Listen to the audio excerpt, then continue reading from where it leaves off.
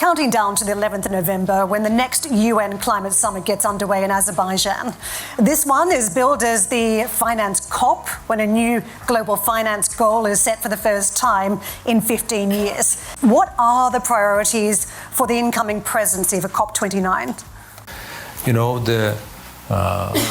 this COP29 is financial issues on the priority of the discussions, and the countries needs to agree regarding the new financial goal.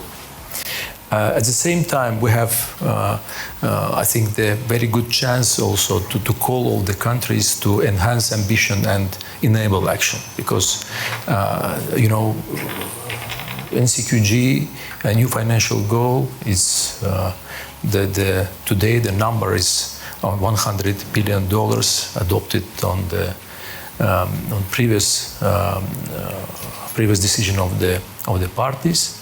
Now the expectations are different, and we have the strong request from the developing countries.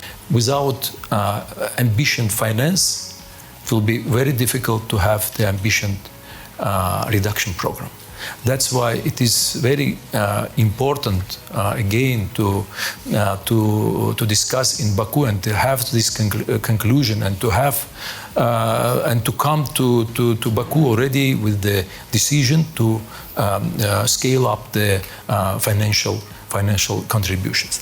Another one very important it is to provide this year biennial transparency report. It is one of the important documents for 2024 for COP29 team, because transparency report will also provide the possible more clear picture how the investments, how the each dollars spent in mitigation and adaptation measures. That's why we think that we also very focused to organize necessity conditions for the parties, also capacity building. You know, we organized several capacity building programs specifically for BTRs for this biennial transparency report, because it is another one argument to the countries to come with more ambitious climate finance initiative. With all of the challenges that we face and that clear understanding we're far from where we need to be, the Paris Agreement as a guiding framework as to what actions need to be taken, it's working as a framework. Before Paris, the world was on a 5-degree global heating trajectory.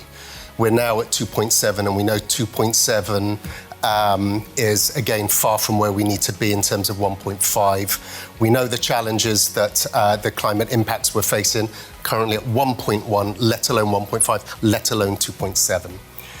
And in terms of the mechanisms of the Paris Agreement, the 3 COPs 28 last year in Dubai, where the global stocktake gave us a situational report of where we are, what is working, what isn't working, where those gaps are.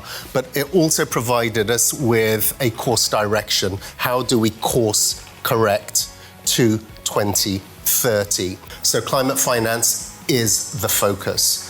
And what is recognized by all is that finance is the enabler of climate action. Without the necessary means of implementation, without the financial, technical, and capacity building that's needed, we won't get to where we need to. So the decisions that will be made in Baku with the new collective quantified goal on finance is so critical. It provides the bridge between the pathways forward that were agreed last year, that course-correcting roadmap, the action plans every country needs to come back to that are 1.5 aligned.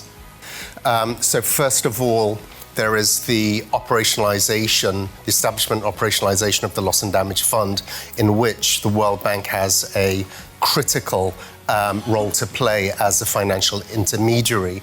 And the progress that has been made this year has actually been very significant. We've achieved in 1 year what it took the GCF to achieve in 5 years in terms of that establishment and operationalization. So whether it is the hosting, the establishment of the board, the hosting of the Secretariat, the appointment of a CEO, the processes, the instruments that are required.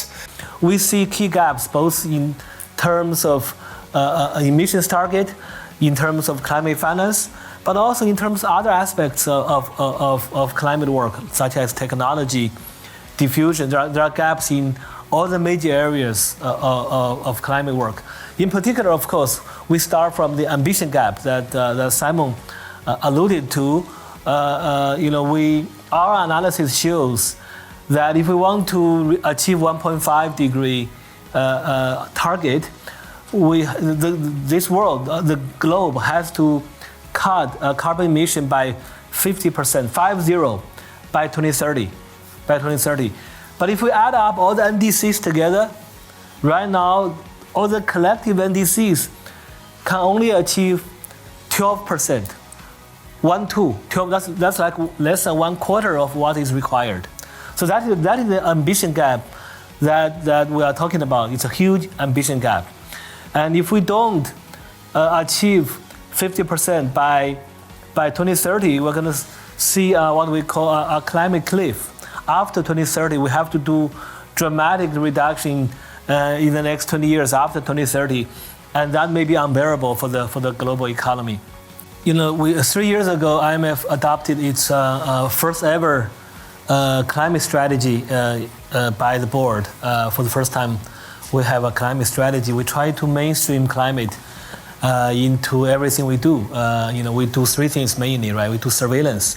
So we have annual checkup on each of our member countries in terms of their fiscal, macro financial policies. Now we are incorporating climate risk, climate factor into this discussion. The second thing we do is TA, capacity development support. So now we are also bringing climate into our, many of our TA products, such as green budgeting, green public financial management, green public investment management. So we are bringing climate into many of our TA products. And finally, in terms of lending, we, as Simon just mentioned, we established a new instrument, a new trust called RST, Resilience and Sustainability Trust, and we raised money from our developed country members and also some of the large emerging markets through their rechanneling of the SDRs we distributed 3 years ago. So now we have raised around $48 billion for that particular trust, and we use that trust to provide long-term financing to support low-income countries and vulnerable middle-income countries, to support their climate policy reform, to help them to build an environment that can attract climate investment from private sector.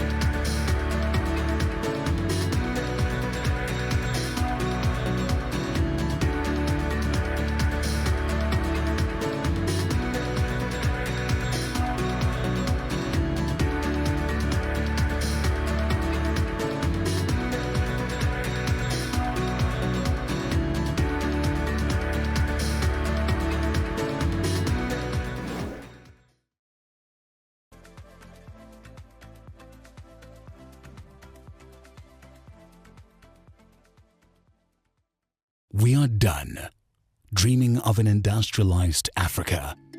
No more enduring long journeys in darkness. No more imagining life without constant power. We are done. We are done.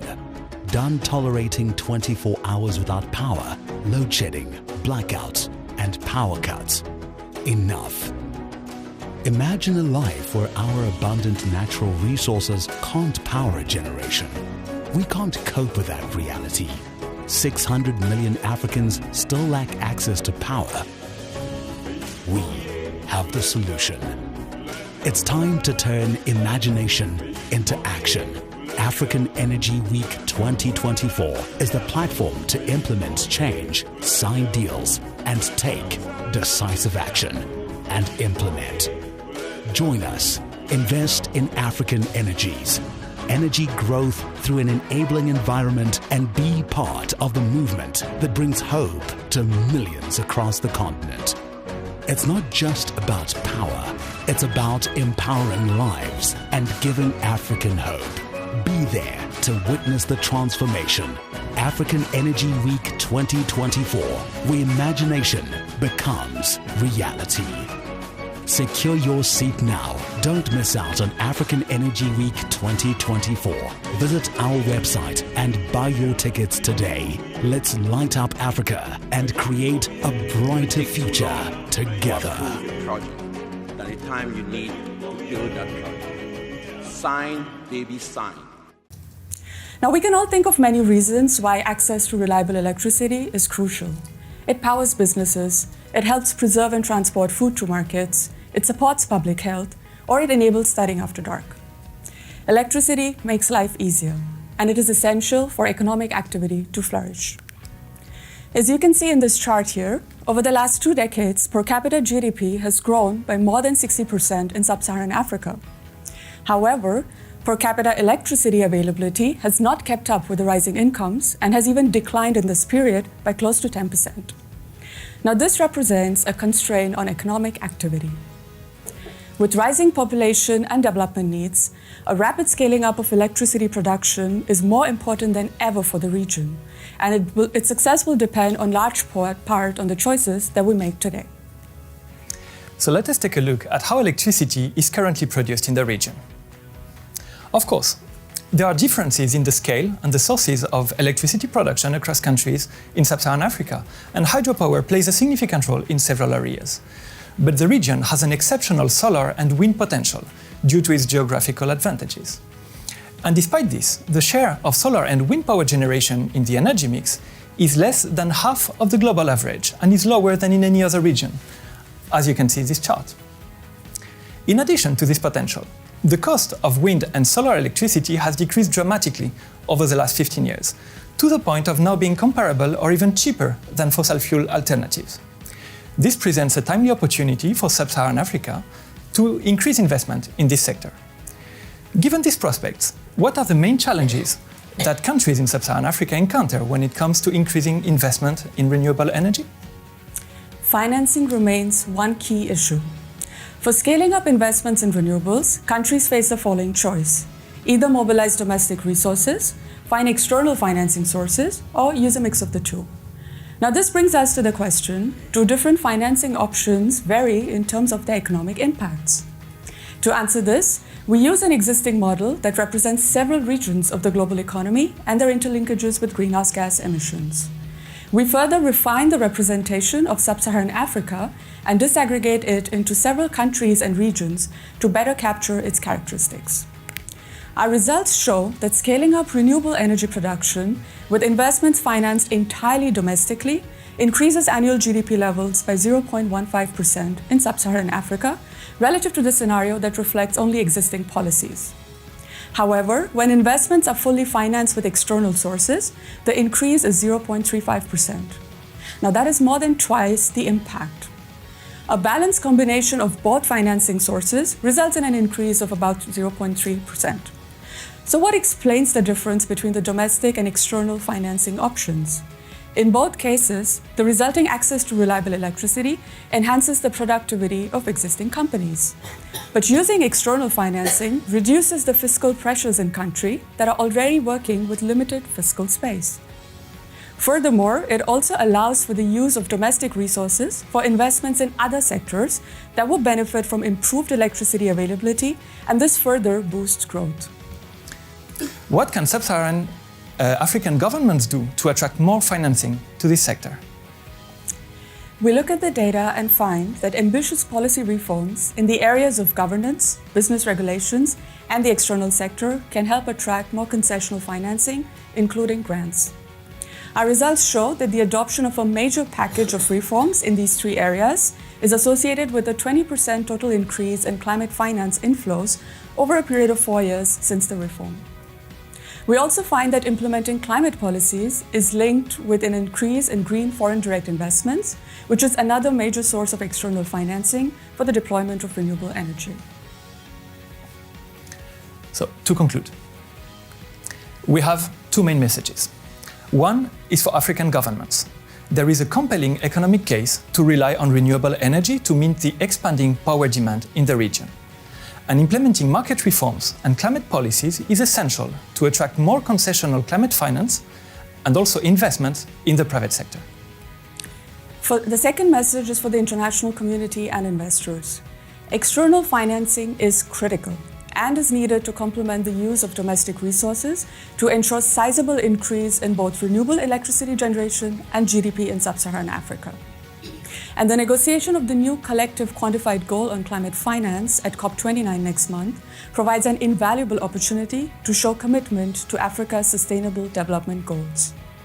Together with better policies and a strong commitment from international partners, Sub-Saharan Africa's energy landscape could expand in a sustainable way, unlock opportunities for the private sector, and transform lives in the entire region.